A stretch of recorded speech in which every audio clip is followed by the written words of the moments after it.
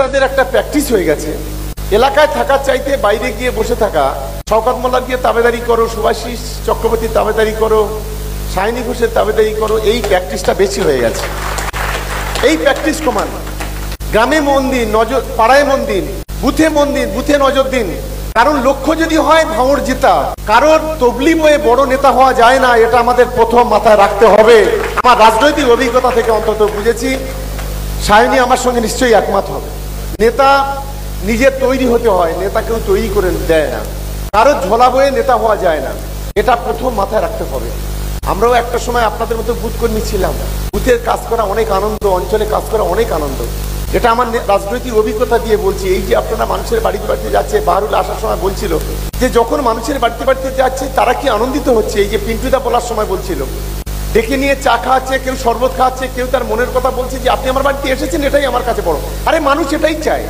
মানুষ আপনার কাছে কোটি টাকা চায় না, আপনার একটু ভালোবাসা চায়, স্নেহ চায়, কর্মীদের সামনে একটু মুখের হাসি চায়। বাড়িতে ঝগড়া করে এসে আর কর্মীদের সামনে এরা মুখ বঙ্কর থাকলে সংগঠন বাড়ে না। এটা মাথায় রাখতে হবে আমাদের কর্মীদের, আমাদের নেতৃত্বদের। একজন নিজেকে নেতা প্রতিষ্ঠিত করতে গেলে তার নিজেকে প্রথম সংশোধন করতে হবে দুটো তিনটে জায়গায়। এক, নিজের ধৈর্য ধরতে হবে।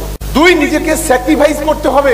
তিন, মানুষকে ভালোবাসতে হবে। এই গুণটা যদি না থাকে আপনি কখনো নেতা হতে পারবেন না। আপনি যতই আপনার কোটি টাকা লাখো টাকা থাকতে পারে, আপনি প্রকৃত নেতা হতে পারবেন না। মমতাদি দিয়ে লক্ষ্য করুন, আজকের একটা টালির ঘর থেকে আজকের দেশের সর্বোচ্চ নেত্রী, জনপ্রিয় নেত্রী, রাজ্যের মুখ্যমন্ত্রী অভিষেক বন্দ্যোপাধ্যায়ের দিকে তাকিয়ে দেখুন। একটা বাচ্চা ছেলে 30-32 বছর থেকে আজকের ED, CBI, income tax, Narendra Modi, Amit Shah চোখে চোখ রেখে লড়াই করছে। এগুলো থেকে শিখতে হবে আমাদের।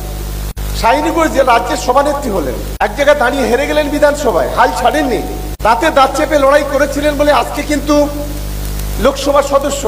যদি ওই হেরে যাওয়ার পরে মানসিকভাবে পিছিয়ে পর্যদস্ত হয়ে যেত, তাহলে কিন্তু শাহিনী ঘোষ আজকে এখানে লোকসভার সদস্য হতে পারত না। মনের যে অদম্য লড়াই, অদম্য সাহস, লড়াইয়ের মানসিকতা, এটাকে একটা মানুষকে অনেক উপরে নিয়ে যেতে পারে। সেই মানসিকতা কিন্তু আমাদের তৈরি করতে হবে। আমাদের তৈরি করতে হবে আজকের ভাঙড় বিধানসভা, যে বিধানসভাতে আজকের এখানে সংখ্যালঘু সম্প্রদায়ের বাস। সংখ্যালঘু আর সংখ্যাগুরু আমরা কাঁধে কাঁধ মিলিয়ে চলি। সেই জায়গা থেকে আজকের একটা অসভ্য একটা লোক, মিথ্যাবাদী একটা লোক, চরিত্রহীন একটা মানুষ আজ ভাঙড় বিধানসভাতে জয়লাভ করলো। এটাই হচ্ছে সবচাইতে আমাদের কাছে বড় লজ্জা, ভাঙড়ের মানুষের কাছে সবচাইতে বড় লজ্জা। এটা আমাদের প্রথম মাথায় রাখতে হবে। শপথ নিন, প্রতিশ্রুতিবদ্ধ হন যে আমার পরিবার, আমার সন্তানকে যেমন ভাবে দেখবো, আমি তৃণমূল কংগ্রেস পার্টিটাকে সেমন ভাবে দেখবো। এই মানসিকতা আমাদের তৈরি করতে হবে। আমি একটা বিষয় লক্ষ্য করি, মিটিয়ে যখন আসি, আমাদের অনেক নেতৃত্ব আছেন, তারা বাড়ি থেকে আমি জানি না ঝগড়া করে আসে কিনা, বা কোনো সমস্যা নিয়ে পার্টিটা মাথায় না রেখে অন্য কিছু নিয়ে বসে থাকে কিনা।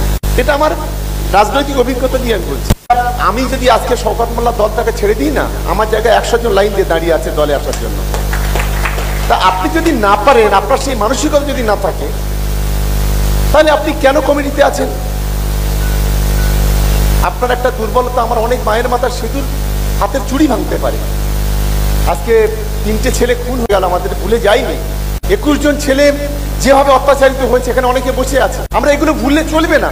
আমাদের উপর একটার পর একটা মিথ্যা কেস দিয়ে হাইকোর্টে দিনের পর দিন ছোটানো হয়েছে। এগুলো ভুলে গেলে চলবে না।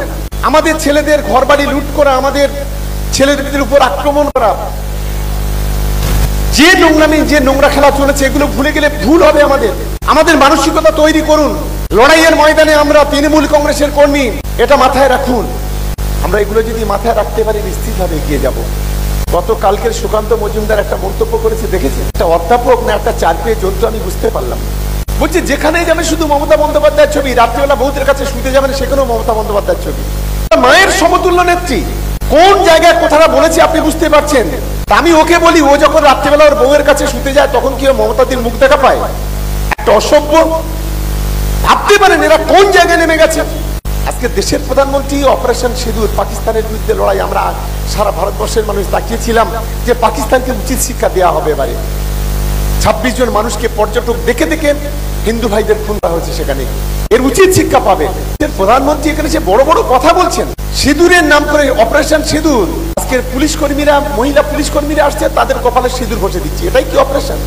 কোন ধরনের নোংরামি হচ্ছে এটা? আজকের অপারেশন সিঁদুর নিয়ে আজকের ভারতবর্ষের মা বোনদের অসম্মান করা হচ্ছে। যে মা বোনদের মাথায় তুলে দেওয়ার দরকার, মাথায় রাখার দরকার। অপারেশন সিঁদুর একটা অনেক বড় নাম, কিন্তু আজকে বিজেপির নেতা কর্মীরা বিভিন্নভাবে সেটাকে ছোট করে দেওয়া হচ্ছে। আমি তাই আমার সহকর্মী তৃণমূল কংগ্রেসের কর্মীরা, আপনারা যারা নেতৃত্ব আছেন, কর্মী বলবো না, আপনাদের একটা বিষয় মাথায় রাখতে হবে, সামনে যে লড়াই, যত দিন আসবে তত কিন্তু সাম্প্রদায়িক উস্কানি দেওয়া হবে। যত দিন ভোটের দিন এগিয়ে আসবে সাম্প্রদায়িক দাঙ্গা বাঁধানোর চেষ্টা করা হবে।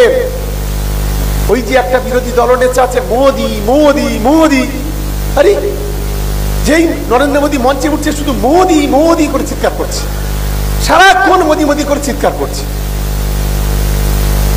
ও বলছে মোদি, আর ওরা আগামী নির্বাচনে যাবে গদি, এটা ওর প্রথম মাথায় রাখা উচিত। ওর গদি কেউ আটকাতে পারবে না। ও বিজেপির সামনে বিধানসভাটা দেখে ওকে যা ব্যবস্থা করার করে দেবে।